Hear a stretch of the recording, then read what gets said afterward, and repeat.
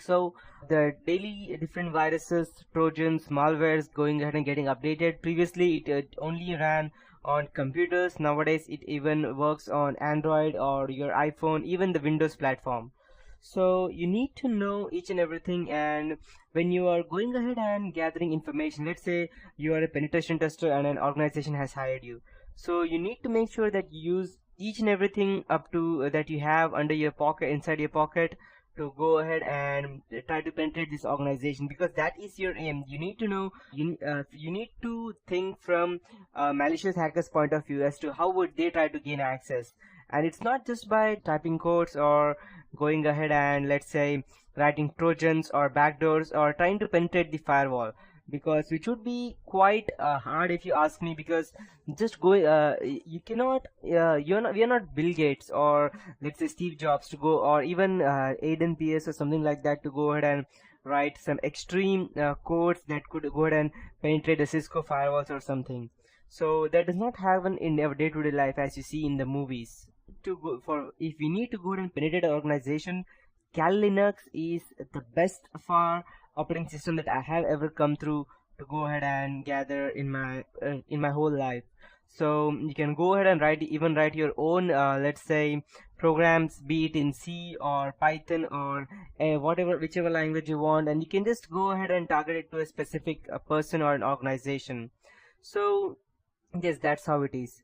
So to start with, I would like to tell you that if some person has hired you for going ahead and, let's say, you might be thinking that how will I go ahead and penetrate someone's organization if I write some Trojan, but that is I'm not able to penetrate through the firewall, or I'm not able to get a specific IP address. Then how do I go ahead and how can someone, a malicious hacker, can go ahead and get into an organization's system? Then at that point of time there comes something which is called as social engineering.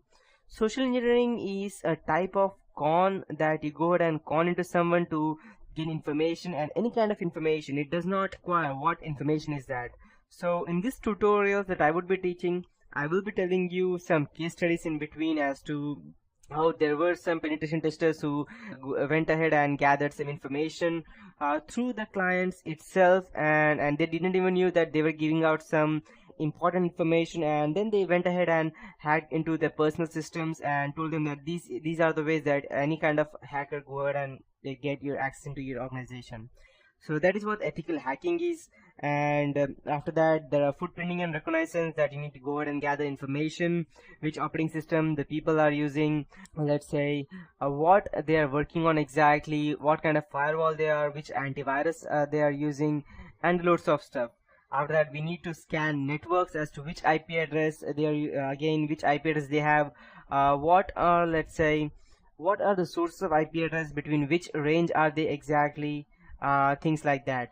After that, we need to go into system hacking, trojans, backdoors. We need to know what viruses and worms can do.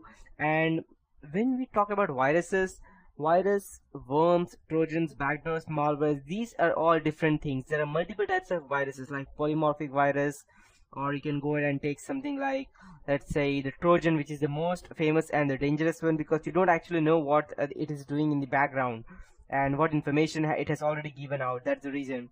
And viruses and worms normally go ahead and destroy your computer, whereas Trojans and backdoors give out your information from your computer to someone else. So at some point of time, virus and worms, I am not saying that they are good enough, but they are not the worst part, because okay, fine, my system is damaged and they have corrupted all these firewall or something, so you know what is happening. But in case of Trojans, you don't actually know. So in this tutorial, in these tutorials that I would be teaching, I will also teach you something about forensics that would help you gather much information about how it works actually, and how you can go ahead and check if someone has used a Trojan to go ahead and get access to your computer, to view event logs, to view which all permissions were given out by your system, not only on your computers or your laptops, but also with your PDAs, your tablets, or with your cell phones, especially Android, because Android runs Linux, and it is one of the most you can say as vulnerable out there, until unless you know what you're doing with Linux. You can also secure that, but finally it comes to social engineering. If someone tries to con you and insert some kind of malicious program in your cell phone, then no one can help you out. And there's a famous saying that instead of me telling you, I'll just go ahead and show it out to you on Google. I'll just go and type social engineering, and why social engineering is much more important in ethical hacking. I'll let you know, because let's say you can go ahead and patch a software, or you can go ahead and create a software, or even sometimes impenetrable software. But let's say thousands and or you can say lakhs of people are working on some kind of let's say a software. You can understand that one single person cannot go ahead and penetrate or try to find a specific vulnerability where 1,000 people have helped to create a specific software or any antivirus. So but there is one thing which is vulnerable to everything, that is human nature, and at that point of time social engineering comes in between. I'll show you a famous quote as to what social engineering is. Let me just go ahead and open this out. Okay, as you can see over here, that social engineering is the clever manipulation of natural human tendency to trust. So, and this is my favorite part over here. You can see social engineering is the best because there's no patch for human stupidity, and that is true. If you're thinking about softwares, you can patch them, you can give out or shell out security patches to them, or you can go ahead and secure them at one point of time. But as of humans, you cannot. There are different types of ways in which you can go ahead and gather information, and the person who's standing in front of you, who is giving you out the information, won't even know that he is giving out information. So there are several ways. I'll let you know each one by one everything in these tutorials, starting with everything. So the first topic that we will be getting into would be the introduction to ethical hacking, how it works and how it is different from movies, and what important things are that you need to consider when you are trying to gain information. And you need to set up your own lab before you go ahead and try to gain access to anything. And yes, after that there comes enumeration, sniffing, denial of service attacks, session hijacking, hacking web servers, web cameras, web applications, SQL injections, and even you can also go and penetrate into, let's say, wireless applications such as WEP or WPA, WPA2 PSK, Wi-Fi modules, and then hacking mobile platforms, evading honeypots, firewalls, buffer overflows, then going ahead and finally into cryptography and forensics as to how we can go ahead and gather them.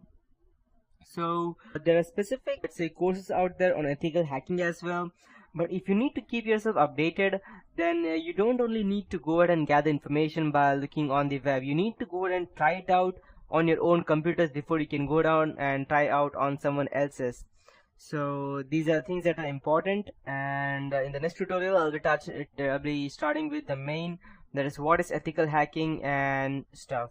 So that is it for this tutorial. Have a nice day ahead.